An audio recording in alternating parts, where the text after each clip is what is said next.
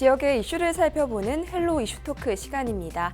지난 4월 15일을 끝으로 제21대 국회의원 선거가 마무리됐습니다. 오늘은 제21대 국회의원 당선인 모시고 이야기 나눠보는 시간을 마련했는데요. 목포시 국회의원으로 당선된 김원희 당선인 자리에 모셨습니다. 안녕하십니까? 안녕하세요. 김원희입니다. 네, 먼저 당선을 축하드립니다. 감사합니다. 네, 당선 소감 한 말씀 해주시죠. 새로운 변화, 새로운 정치, 새로운 목포를 선택해 주신 목포 시민 여러분께 진심으로 감사드립니다. 역대 가장 높은 투표율을 보여주셨습니다. 그 높은 투표율을 통해 선거혁명 그리고 시민혁명을 이루어 주셨는데요. 그리고 김원희를 선택해 주셨습니다. 정말 고맙습니다. 우리 같이 경쟁해 주신 우리 박지원 우리 대표님, 윤소아 선배님 정말 고맙고 감사합니다. 두 분의 목포에 대한 사랑과 헌신 존경합니다. 그리고 그 뒤를 이어서 제가 열심히 목포를 위해서 일하겠습니다. 목포 발전과 코로나19 극복을 해내고 문재인 정부를 도우라는 우리 목포 시민들의 명령, 무거운 책임감을 느낍니다. 그 엄중한 명령 잘 받들겠다고 약속드립니다. 그리고 촛불혁명으로 탄생한 우리 문재인 정부를 도와서 개혁을 완수하고 또 우리 호남, 우리 전남, 목포 우리 시민들의 염원인 정권 재창출을 위한 그 토대도 열심히 잘 마련하겠습니다. 네, 21대 국회의원 선거에서 이 목포시 선거구는 치열한 격전지 중 한 곳으로 꼽혔었습니다. 이곳에서 승기를 거머쥐셨는데 승리의 요인은 무엇이라고 보십니까? 저는 변화에 대한 어떤 열망과 기대라고 생각합니다. 목포가 그동안 이제 목포 시민들께서 정체되어 있다고 생각하신 것 같고요. 그 정체를 뚫어줄 수 있는 좀 새로운 변화, 새로운 어떤 목포, 새로운 정치를 해달라는 이런 그 어떤 정체되어 있는 목포를 뚫고 변화를 좀 시켜달라는 목포 시민들의 열망이 아마 그 근저에 승리의 근저에 깔려 있는 거 아닌가 싶었고요. 그래서 이런 목포가 요즘 도약의 기회를 맞고 있잖아요. 서부 정비창이 유치되고 그다음에 관광 거점 도시에 선정되고 식품산업 수출단지가 우리 목포에 오고 그런 국가산업으로 지정이 되고 신재생 에너지 용복합 단지가 국가단지로 지정이 되고 이런 어떤 도약의 기회를 맞고 있는 목포를 성공으로 좀 이끌어 갔으면 좋겠다. 이런 변화의 어떤 기운이 성공으로 이어졌으면 좋겠다라고 하는 우리 목포 시민들의 열망이 굉장히 강하고 그런 것들을 해낼 수 있는 사람으로서 좀 새롭고 젊었으면 좋겠다. 그걸 이끌어가는 사람이 이런 기대였다고 생각하고 그런 어떤 변화에 대한 기대가 김원희에 대한 새로운 인물, 젊은 인물 김원희에 대한 기대로 이어진 거 아닌가 싶습니다. 그리고 또 한편으로는 그동안 이제 우리나라 대한민국 대표 정치구단 박지원 대표님 잘해오셨고 목포를 위한 헌신 높게 평가되고 존경받고 있고요. 윤수아 선배님의 헌신적 어떤 목포 사랑 아주 높게 평가받고 있지만 좀 그것을 해낼 수 있는 집권 여당의 힘이 좀 있어야 되는 거 아니냐. 변화되는 목포, 어떤 새로워지는 목포, 도약하는 목포를 좀 집권 여당 민주당에서 좀 감당해 줬으면 좋겠다. 이런 요구도 상당했던 것 같습니다. 네, 새로운 목포라는 이 변화에 대한 시민들의 열망이 승리의 요인이라고 말씀해 주셨습니다. 목포를 위한 여러 가지 공약을 발표하셨습니다. 발표하신 공약들에 대해서 다시 한번 소개 부탁드립니다. 일단 제가 가장 큰 제 1번 공약은 논란이 많습니다만 목포역에서 근대역사문화지구에 이르는 그 지구를 원도심이라고 부르잖아요. 그래서 원도심을 대개조해서 목포의 신성장 동력으로 삼아보자 이런 거고요. 두 번째로는 이 또한 논란이 많았습니다만은 목포대 의대를 유치하고 대학병원을 설립하자라는 게 저희 두 번째 큰 공약 중에 하나였고요. 세 번째로는 신도심의 교육 환경이 굉장히 열악합니다. 그 지역에 사는 우리 학부모들의 교육열은 다른 어떤 지역보다 높음에도 불구하고 전국의 어떤 부모들의 뒤지지 않은 교육열을 갖고 있음에도 불구하고 교육 환경이 너무 열악합니다. 이 교육 환경을 바꿔달라. 즉 고등학교가 없거든요, 거기가. 그래서 고등학교를 하나 만들어 달라는 거고요. 또 이제 그 청소년들이 자기들의 어떤 청소년의 삶을 누릴 수 있는 공부하면서도 놀고 친구들도 사귀고 또 자기 진로도 상담하는 이런 공간들이 되게 부족해요. 그래서 그런 에듀플렉스라고 하는 그걸 만들어서 청년들의 삶의 공간을 만들어주자 이런 것들이 또 있었고요. 또 청년들이 돌아오는 도시를 만들어 보자. 그래서 결국은 이제 일자리 문제인데 청년들이 일할 수 있는 문제인데 그래서 청년들이 돌아올 수 있도록 목포형 일자리를 만들어 보자. 전남형 일자리를 만들어 보자. 이런 공약이 크게 하나 또 있었고요. 또 원도심과 중도심과 신도심 이게 좀 균형 발전이 이루어졌으면 좋겠다. 그러니까 중도심 혹은 하당이 개발되면서 원도심이 공동화가 일어났고 저쪽 남학 신도시, 오감지구 이런 데가 개발되면서 또 하당의 공동화 문제가 이제 나서고 있는 거잖아요. 그래서 원도심, 중도심, 신도심이 균형 있게 발전해야 되는 거 아니냐라고 하는 문제 제기에 대해서 균형 발전 그 방향과 방법을 찾아내보자라고 하는 게 저희 큰 공약 중에 하나였습니다. 네, 여러 공약들을 말씀해 주셨는데요. 주요 공약을 조금 더 세세하게 네네. 다뤄보고자 합니다. 네. 먼저 목포역의 지하화 공약부터 살펴보고 싶은데요. 일각에서는 조금 비현실적이다라는 주장도 나오고 있습니다.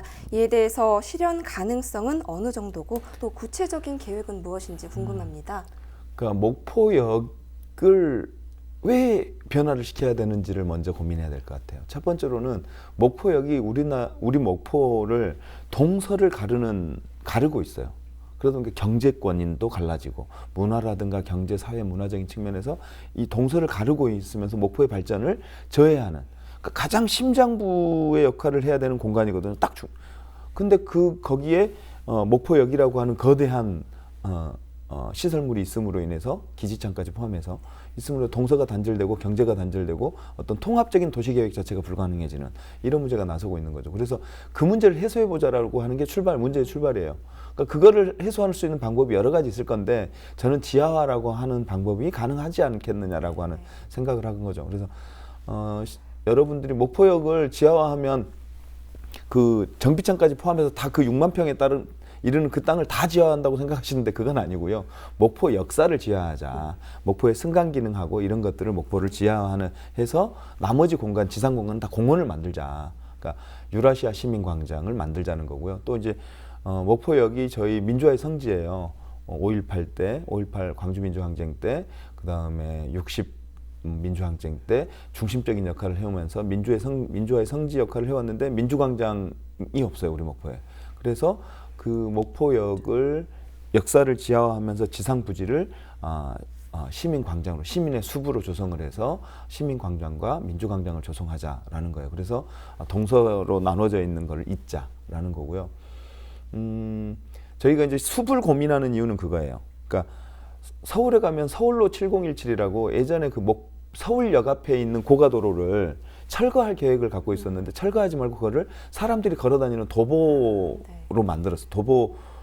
뭐라고 그래야 되지? 도보고가를 만들었어요. 그래서 그게 처음에는 남대문 상가 주민들하고 만리동 주민들이 격하게 반대했어요. 왜 버스가 다니던 길에 왜 사람이 다니는 길을 만드냐 그래가지고 되게 반대했는데 지금은 경제 상권이 완전 살아나가지고요. 그쪽이 굉장히 시민들한테 호응받는 거, 뭐 몇백만, 200만 명 이상의 관광객이 찾아오는 명소가 됐거든요. 그래서 그 주변 경제 상권까지 살아내는 그런 아주 효자노릇을 살고 있는데 우리도 시민 광장을 조성하고 시민 숲을 조성하면 시민 숲 주변에는 항상 상권이 살아납니다.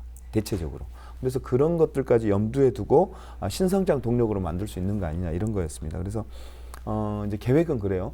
역 플랫폼은 지하화하고 그 지하 주차장을 만들어냅니다. 그리고 지상은 방금 말씀드린 대로 시민광장, 숲을 조성하고요. 그리고 이제 신역사를 만들어야 돼요. 그러니까 유라시아 대륙철도의 출발역이잖아요. 사실 목포역이 이제 서울 거쳐 평양 거쳐 신우주 거쳐 한 축은 중국으로, 한 축은 시베리아 횡단 열차로 결혼해서 파리까지 간단 말이죠. 그러니까 그 대륙철도의 출발역에 걸맞는 랜드마크형 신역사를 만들어 보자라고 하는 게 저의 공약인데 어쨌든 그렇게 해놓고 역 주변은 그리고 요걸 쭉 연결하면은 어디로 연결되냐면 근대 역사 문화지구로 연결되잖아요. 그러니까 근대 역사 문화지구를 제가 이제 근대 문화 특구로 만들자고 제가 주장하고 있는데 특구와 지구의 차이점은 정부 지원 규모나 폭이 달라요. 그러니까 보존에 대한 비용이라든지 개발에 대한 비용을 국비를 따내올 수 있으니까 특구로 지정하자는 건데 그렇게 하면 목포역에서 근대 역사 문화지구까지를 연결하는 원도심을 대개조할 수 있는 힘이 되고 거기에 또 트램 설치를 저희가 고민하고 있어요.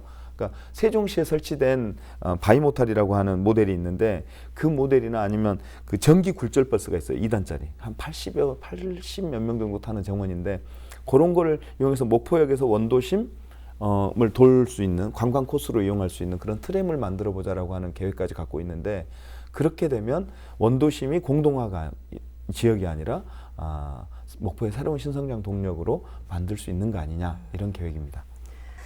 네, 다음으로는 이 의대 유치 문제를 말씀을 들어보고 싶은데요. 선거 과정에서 참 논란이 많았습니다.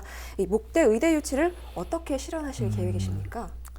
일단은 우리 목포 시민들의 30년 염원입니다. 잘 알고 있고 사실 논란은 많았지만 세 후보 모두 유력 후보 모두 목포 의대를 유치하고 대학병원을 유치하겠다 이제 이런 계획을 발표했고요. 그 이유는 뭐 말씀 안 드려도 이제 잘 알 겁니다. 그래서 우리 목포가 신안과 같이 있는 거잖아요. 목포와 신안을 뗄래야 뗄 수 없는데 어쨌든 목포와 신안이 굉장히 고령화 속도가 빠르고 신안은 특히나 더 빠릅니다. 그리고 섬 주민들이 고령화되면서 섬이다 보니까 응급의료 시스템이 굉장히 열악합니다. 우리 뭐 여러 사람들이 말씀드렸지만 섬에서 목포에 오는 동안도 시간 걸리고 바람이라도 불면 못 나오잖아요. 그러다가 여기에서 목포에 적당한 병원이 없으니까 광주나 서울로 가야 되는데 그 사이에 이제 돌아가시는 이런 응급 의료 시스템 자체가 원천적으로 어려운 그런 열악한 환경인데 이걸 개선해 보자는 거잖아요. 그리고 뭐 물론 용역 보고서에 나왔습니다만은 고용 효과도 탁월하고 그다음에 생산 유발 효과도 탁월한 걸로 나왔기 때문에 목포가 목포 의대를 유치해서 하여간 목포의 어떤 성장 동력으로 삼겠다고 하는 것은 세 후보 모두 공히 약속한 사항이어서 세 후보가 함께 노력해서 풀어나가 보자 이런 생각입니다. 근데 막바지에 이제 논란이 벌어지면서 우리 양정철 민주연구원장이 목포에 방문하셔가지고 말씀 주신 게 있어요.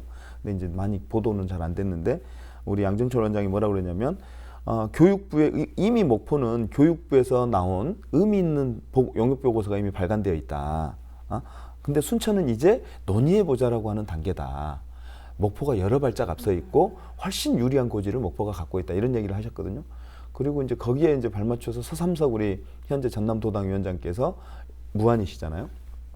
그래서 열심히 김원희를 도와서 김원희와 함께 이 목포와 무안의 어떤 이런 그 서남권의 의대 유치 및 대학병원 유치를 자기도 앞장서서 하겠다 이제 이런 약속을 해주셔서 그러니까 그런 힘들을 동원하면 저희들이 목포대 의대 유치 및 대학병원은 가능한 거 아닌가. 근데 쉽지는 않습니다. 솔직히 말씀드리면 쉬운 문제였으면 진작 됐겠죠. 근데 제가 이제 집권여당 민주당이니까 중앙당과 청와대와 중앙정부, 국회 이런 힘들을 최대한 동원해서 실현 가능한 방법을 찾아내야 되는데 첫 고비가 아마 보건복지일 것 같아요. 보건복지에서 이제 의대 정원을 늘려줘야 되거든요.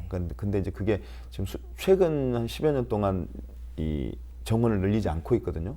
그게 뭐냐면 전국적으로 봤을 때는 우리 목포를 봤을 때는 의사 수가 부족하고 의대가 필요하지만 전국적으로 봤을 때는 의사 수가 많다 이런 거거든요. 우리 의사협회라고 하는 아주 힘 있는 집단에서 이제 그걸 반대하고 있기도 하고요. 그래서 그런 걸 뚫어내서 이제 보건복지부를 설득해내는 게 첫 관문일 것 같고 제가 동원할 수 있는 여러 수단들을 동원해서 당정청, 그다음에 서삼석 위원장, 그다음에 우리 당에 있는 양정철 원장, 뭐 지금 이제 사표 내셔버려가지고 좀 답답하긴 한데 어쨌든 당, 뭐 청, 제가 아는 분들 찾아뵙고 도움을 청할 예정입니다. 네, 논란이 많았던 목포 의대 유치에 대한 계획에 대해서 말씀을 들어봤습니다. 다음은 지역경제 활성화에 대한 이야기를 들어보고 싶습니다. 공약 중 하나가 두산중공업과 기아자동차 등 대기업을 유치하겠다는 공약을 내놓으셨습니다. 이것은 어떤 계획을 가지고 계십니까? 일단 두산부터 얘기하죠. 두산이 어려운 게 사실이에요. 되게 지금 그룹 차원에서 굉장히 어려워서 아마 채권단에서 최근에 1조 원인가 아마 지원하는 그런 계획을 발표한 걸로 알고 있는데요.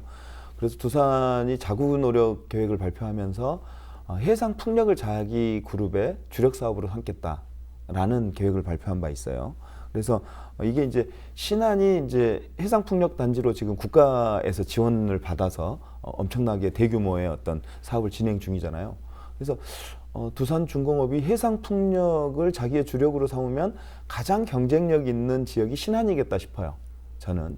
그래서 신안이 최적의 장소인 거죠. 그래서 신안으로 유치를 하면서 동시에 목포는 이제 배후단지로서의 기능을 하잖아요. 이제 배터리라든지 무슨 여러 가지 기계라든지 부품이라든지 조립이라든지 이런 것들을 이제 배후단지가 필요하게 될 텐데 목포는 그런 해상풍력 산업의 배후단지로서의 역할, 신재생 에너지 산업의 융복합 단지가 우리 신항이잖아요. 신항하고 이제 대양산단이 지정됐잖아요. 그래서 그런 배후단지로서의 역할을 강화하면 두산중공업에게 꽤 매력 있는 지역이 될 수 있겠다라는 생각이 들어요. 그래서 그런 것들을 유치하는 운동을 벌려보고 두산을 충분히 설득할 수 있을 거다라고 이제 보고 있습니다. 그래서 경쟁력이 충분히 있다. 그래서 그런 과정을 통해서 목포신앙 배후단지 이런 것들을 통해서 목포형 일자리를 만들어 보자 이런 계획이고요. 기아차 문제는 이제 기아차 문제도 논란이 좀 많았습니다. 기아차 문제도 논란이 많았는데 어쨌든 기아차가 25년까지 29조를 투자해서 전기차 모빌리티 사업으로 자기들의 사업을 주력 사업을 전환하겠다라고 발표했어요. 이른바 S플랜인데 S플랜을 발표한 내용의 중심은 어쨌든 해외 투자예요. 그러니까 인도라든가 이런 해외 투자들을 주력으로 하는 내용이긴 한데 다만 국내 전기차는 그럼 어디서 만들 거냐? 중국 수출은 그럼 어디서 만들 거냐? 그 차는 결국은 그건 이제 국내에서 만들 수밖에 없잖아요. 그러면 광주는 이미 엔진차를 만들고 있기 때문에 그러면 그런 어떤 전기차를 생산하는 생산 라인이 필요로 할 텐데 그리고 그렇게 조정돼 나갈 텐데 그럼 그걸 어디다 둘 거냐가 관심이잖아요. 저는 목포가 충분히 경쟁력이 있다. 목포라고 하는 최적의 장소를 잘 어필한다면 우리가 유치할 수 있는 거 아니냐 이제 이런 생각을 했는데 그게 뭐냐면 기아차는 이미 목포에 투자하고 있어요. 사람들이 많이 몰라서 그러는데 방청장이라고 하는 게 있어요. 방청장이 뭐냐면 자동차의 하단부가 이제 기스가 많이 나잖아요. 거기에 이제 도색하는 거를 마지막으로 수출하기 전에 밑을 깨끗하게 해야 되잖아요. 그러니까 그걸 이제 마지막으로 하부를 그 도색하는 공정을 이제 그걸 하는 장소를 방청장이라 그러는데 그게 목포에 있는 거 아세요? 목포에 신외항에 이미 방청장이 건설되고 있고 6월에 오픈을 합니다. 그러니까 규모는 안 커요. 규모는 아주 크진 않아요. 한 1만 평 정도 정도로 이제 오픈을 하는데 일자리도 한 50여 개 정도고 거기서 이제 생산 유발 효과나 이런 걸 아직 꽤 있는 걸로 알려져 있어요. 근데 이미 기아차가 방청장을 여기다 두고 있고 그 시설을 왜 여기다 뒀을까? 두 번째로는 지금 자동차 부두를 새로 건설하고 있어요. 지금 자동차 분수를 건설 중이고 23년에 완공이 됩니다. 그게 이제 뭐냐면 자동차를 수출하기 위한 전용 부두인 거죠. 기아차의 전용 부두가 될 텐데 그게 23년에 완공됩니다. 그리고 신외항에 15만 평의 땅이 부지가 조성되고 있는데 그 조성이 곧 끝나거든요. 그 조성이 끝나면 아까 얘기한 방청장을 지금 현재 6월에 오픈하는 거는 임시 방청장이고 제대로 된 정식 방청장을 그 15만 평에다 두겠다라는 게 지금 기아차의 희망사항입니다. 네. 그러면 10,000평 정도가 필요하다 그러거든요. 그럼 나머지 14만 평을 어디다 쓰죠? 기아차 입장에서는 굉장히 매력 있는 땅일 거예요. 그 땅이.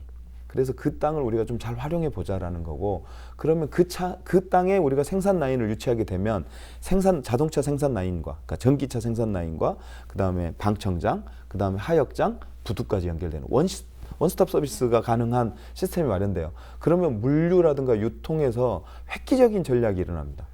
그리고 이제 중국으로 넘어가기도. 지금 이미 중국으로 넘어가는 거의 대부분의 물량이 신해항으로 오잖아요, 지금. 거기에 이제 플러스 알파를 더하자는 계획인데, 그랬을 경우에 목포가 기아차 입장에서 보면 최적지인 거예요. 설득할 수 있다. 이런 생각이고요. 하나의 사례를 들어보면, 이천에서 하이닉스를 유치했어요. 그 과정을 보면, 수도권 규제에 묶인 지역이에요, 이천은. 그래서 불가능한, 정부에서는 절대 안 된다 그랬어요. 그리고 하이닉스는 뭐라 그랬냐면 우리는 굳이 국내에 둘 이유가 없다. 해외에 투자하겠다.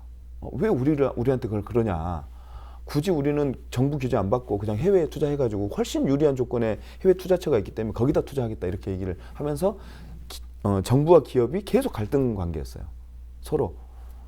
절대 불가능하다고 그랬죠. 하이닉스가 이천에 들어서는 건 불가능하다고 그랬어요. 근데 그곳에 있는 이천 시민들과 그 지역의 정치인들이 지속적으로 설득을 해요. 하이닉스를 설득하고 정부를 설득하고. 그래서 어떻게 됐죠? 최종적으로 120조를 투자해요. 하이닉스가 이천 공장에다가 120조를 투자한다고. 그러면서 지금은 이게 본궤도 올라서 가고 있어요. 수만 개의 일자리가 생겼고 생산 유발 효과는 뭐 말하지 못할 정도 생산 유발 효과가 생겼죠. 즉 그런 거라고 봐요. 저는 최근에 대기업에서 큰 투자는 기업 스스로 결정한 적이 별로 없어요.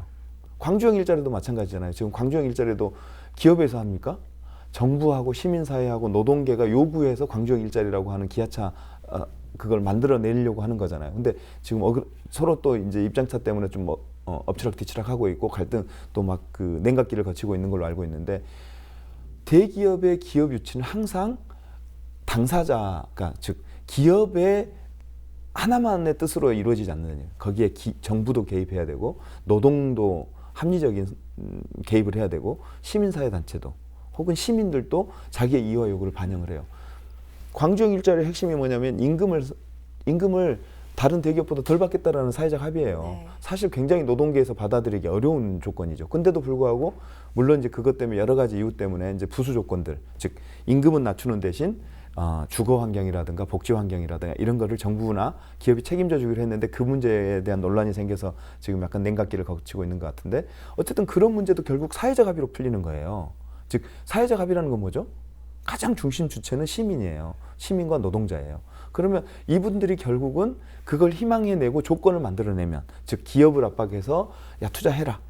정부를 압박해서 기업이 투자할 수 있는 조건을 좀 만들어라. 그래서 세제 혜택이라든지 아니면 부지를 좀 싸게 제공한다든지 이런 것들을 우리가 정부를 압박해서 정부를 설득하고 그다음에 기업을 설득하고 그다음에 노동계를 설득해서 야 너네 당분간은 너네 노동 쪽이 좀 양해를 구해서 좀 임금을 좀 적게 받자 이렇게 합의하고 그런 과정에서 기업이 들어선단 말이에요. 대기업이. 그러니까 기아차 전기차 생산 라인을 유치하는 건 굉장히 어려운 일이지만 해볼 만한 사업이다. 그리고 어렵다고 포기할 거냐? 아니면 우리 청년들을 위해서 어렵지만 기업도 설득하고 정부도 설득하고 나머지 이해 당사자를 설득해서 해낼 거냐? 한번 해볼 거냐? 이런 문제라고 생각하거든요. 그래서 아까 얘기한 대로 이미 기아차는 목포에 굉장히 이 목포라고 하는 지역을 눈독 들이고 있고 투자를 이미 하고 있다라고 하는 거에 플러스 이천의 하이닉스 사례처럼 우리가 한번 시민운동이나 이런 걸 통해서 정부나 기업을 좀 압박하고 설득해서 한번 현실화시켜보자 이런 거죠. 그러니까 포기하기보다는 한번 해봐야 되는 거 아닐까요, 시민 여러분? 저는 목포 시민 여러분께 어렵다고 포기할 거냐, 어렵지만 한번 해보자. 정말로 시민들이 나서서 한번 해보자. 할 거냐. 그런 문제라고 저는 봅니다. 네, 지역경제 활성화를 위한 돌파구로서 이 두산중공업과 기아자동차를 유치하기 위한 보다 구체적인 실현 계획을 들어봤습니다. 다음 질문 드리도록 하겠습니다. 코로나19가 장기화되면서 많은 우려의 목소리들이 있습니다. 확산 방지를 위해서 어떤 노력을 하실 계획이십니까? 그러니까 확산 방지는 대체적으로 지금 하고 있는 사회적 거리두기, 물리적 거리두기를 계속 우리 시민들께서 잘 해주시면 확산 방지는 될 것 같아요. 지금 현재 단단히 밑으로 떨어져서 이제는 이제 통제권 안에 있다 이제 이렇게 보여지는데 그래도 이제 정부에서 안심하지 말고 끝까지 사회적 거리두기를 지켜달라고 요구하고 있어서 우리 목포 시민들께서 그런 어떤 정부의 요구대로 목포시에서 하고 있는 여러 코로나19 확산 방지 대책에 적극적으로 참여해 주셨으면 좋겠어요. 다만 이제 저희들이 우리 이제 정치 혹은 이런 민주당에서 걱정하고 있는 것은 특히 우리 저하고 같이 이제 정치 신인으로 등장하는 몇몇 정치 신인들이 의논하고 있는 것은 지금 재난 기본소득을 지급해주기로 했는데 지금 추경에서 지금 찌그락바그락 하고 있잖아요. 그래서 이거를 어떻게 빨리 조속히 집행돼야 되는데 우리 20대 국회가 정말 마무리하는 차원에서 우리 전체 국민들을 생각하고 시민들을 생각하는 입장에서 조속히 빨리 결정해서 집행됐으면 좋겠어요. 그러니까 황금 시간, 골든타임을 놓치기 전에 한계 상황이 오기 전에 빨리 좀 집행해 주셨으면 좋겠다. 그리고 저도 목포를 대표하는 정치인으로서 국회나 중앙당에 가서 강력하게 요구할 생각이고요. 그걸로 될까 싶어요. 솔직히 이제 4인 기준으로 한 가구당 100만 원씩 지급하겠다는 건데 진짜 그야말로 약소한 아주 적은 금액이죠. 중소기업 지원 자금의 문턱이 높아요. 여전히 그 문턱을 좀 낮춰준다든지 정부 보증의 한도를 좀 더 늘린다든지 이런 어떤 단순하게 한 가구당 1인당 가는 돈뿐만 아니라 사업하는 사람들, 자영업자들에게 실질적인 혜택이 될 수 있는 그런 방법들을 모색해서 도와줘야 한다고 생각합니다. 네. 모든 것은 처음이라는 게 있지 않습니까? 이 국회의원으로서 첫 법안을 발의하실 텐데요. 1호 법안으로 어떤 것을 염두에 두고 계신지 궁금합니다. 한 두 가지 정도 고민하고 있어요. 그러니까 지방 분권에 관련한 법이고요. 그러니까 지방 분권 중에서도 지방 재정 관련한 법들이에요. 그러니까 우리 목포 같은 경우도 재정 자립도가 매우 낮은데, 그러니까 달리 얘기하면 중앙 정부의 지원 없이는 운영이 안 될 정도로 어려운 재정 형편인데요. 돈이 내려와요. 중앙정부에서 지원금이 내려오는데 다 꼬리표를 달고 내려와요. 이 돈은 어디다 써라. 이 돈은 어디다 써라. 이렇게 항목이 정해져서 내려와요. 그러다 보니까 유연성이 없죠. 돈을 받는데 그 항목 아니면 못 쓰니까. 근데 그 돈이 또 내려오면서 이른바 매칭으로 내려와요. 중앙 5, 전남도 3, 뭐 목포시 2. 그러면 되게 좋은 사업인데 결국 목포시 재정이 거기에 투입돼야 돼요. 20% 정도가. 혹은 7대 3 하면 30%가. 그러다 보면 결국 목포시가 자율적으로 유연하게 운영할 수 있는 재정의 운영의 폭은 그만큼 줄어드는 거예요. 그러니까 좋은 예산이 내려오지만 매칭이라고 하는 사업으로 내려오는 순간 오히려 목포시의 재정 운영권을 줄이는 독소 조항이 돼버리는 거죠. 그래서 그런 문제에 대해서 목포시에 내려오는 돈을 목포시가 맞게 쓸 수 있는 유연성을 늘려줄 수 있는 지방 분권에 관한 그런 법들을 좀 바꿔서 목포의 재정 운영, 그래야 목포는 목포다운 데에 쓸 수 있거든요. 목포에 필요한 곳에 쓸 수 있거든요. 그래서 그런 것들을 한번 해봐야겠다라는 생각 하나 하고요. 또 하나는 우리 목포 지역, 목포뿐만 아니라 지방 청년들이 너무 어려워요. 그러니까 출발선 자체가 서울 수도권에 있는 젊은 친구들보다 훨씬 기울어진 운동장에서 출발하게 되죠. 그래서 이 기울어진 운동장을 제가 뭐 바로 펼 수는 없겠지만 그래도 좀 지방에서 출발하는 청년들이 출발선을 조금이라도 앞당겨 줘야겠다라는 생각이어서 뭐 취업이라든지 고용이라든지 혹은 창업이라든지 이런 것을 할 때 지방의 기업 혹은 지방의 청년 뭐 이런 분들한테 좀 약간 혜택을, 지원책을 줘야 되는 거 아니냐 이런 생각이에요. 그래서 뭐 가칭 지방 청년 지원 특별법 계속 하자는 게 아니고 네. 이게 좀 기울어진 운동장이 좀 펴질 때까지는 한시적으로 좀 그렇게 좀 특별히 지원을 해야 되는 거 아니냐 이런 생각이에요. 그러니까 예를 들면 청년수당이 청년들한테 굉장히 좋은 기회예요. 그러니까 돈을 주는 게 아니라 그 돈만큼 아르바이트 할 수 있는 시간이 줄어요. 그러니까 자기를 위한 투자, 자기를 위한 시간에 투자할 수 있어요. 그래서 시간이자 기회예요. 자기한테 투자하면 결국 그만큼 여기저기 도전해 볼 수 있는 기회가 열리는 거잖아요. 그러니까 용돈이라고 생각하지 말고 수당은 청년들에게 줄 수 있는 기회이자 도전의 어떤 그 기회이자 뭐라고 갑자기 기회라고 생각해요. 그래서 그런 청년 수당이 근데 어디서 먼저 시작되냐면 다 서울 수도권에서 출발해요. 지방 도시는 재정 여력이 없으니까 그런 것조차도 못 해요. 그러니까 출발선을 앞서 있는데 거기에 또 플러스를 청년 수당이라고 하는 형태를 서울이나 경기도가 더해 주는 거잖아요. 지방은 돈이 없어서 못 해줘요. 그러니까 그럴 때 그럼 누가 해줘요? 지방은 재정이 없으니까 중앙 정부가 해줘야죠. 그런 어떤 지방 청년을 위한 어떤 지원특별법 이런 것들을 한번 해보면 어떨까 고민 중에 있습니다. 네, 이번 21대 국회의원 선거가 굉장히 치열했습니다. 그에 따른 후유증이 조금 남아있을 것 같은데요. 이 후유증들을 어떻게 끌어안고 대처하실 계획입니까? 원래 선거는 치열하죠. 특히나 이제 저는 집권여당 민주당 후보였고 정치 신인이지만 민주당 후보였고 우리 박지원 후보님은 대한민국 대표 정치구단 민생당이긴 하지만 본인의 어떤 경쟁력이 아주 탁월하신 분이셨고 거기에 또 금기원래로 상징되듯이 지역구 관리라든가 이런 걸 너무너무 모범 사례를 만들어낼 정도로 훌륭하신 분이잖아요. 그런 분이셨고 또 윤수아 선배는 또 정의당의 원내대표였잖아요. 그러다 보니 그러니까 현역 의원 두 분 정치 신인이지만 집권여당 민주당 후보 3자 대결이어서 치열할 수밖에 없었고요. 하지만 목포 시민들께서 이 변화의 시기에 맞는 사람으로서의 새롭고 젊은 김원희 그리고 집권여당 민주당 후보 김원희를 선택해 주셨는데 어쨌든 남은 저를 선택해 주지 않은 우리 후보님 우리 목포 시민들도 사실은 목포 시민이잖아요. 그분들도 목포가 발전하기를 위한 마음에서 자기가 좋아하는 후보를 지지했지 뭐 어떤 특별한 원한을 가지고 한 건 아니잖아요. 그래서 목포 시민들을 이렇게 화합하고 소통해서 화합하게 만드는 게 저의 역할이라고 생각하고요. 두 분께도 우리 목포 발전을 위해서 두 분의 경험, 두 분의 경륜, 지혜 뭐 이런 것들을 빌려야죠, 제가. 그래서 정중하게 청할 생각이고 두 분 다 제가 전화 통화는 했습니다. 그래서 열심히 잘해보겠노라고 죄송하다고 말씀드렸고 열심히 잘해보겠다고 했더니 잘하라고 이렇게 덕담 주셨어요. 그래서 너무 고맙고 감사합니다. 열심히 하겠습니다. 목포 시민 여러분 너무 걱정하지 마십시오. 목포 시민들의 정치 수준이나 이런 거는 전국 최고입니다. 선거는 선거.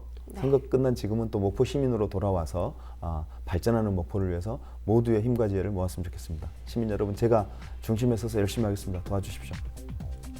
네, 오늘 말씀 여기까지 듣도록 하겠습니다. 오늘 자리해 주셔서 고맙습니다. 초대해 주셔서 감사합니다.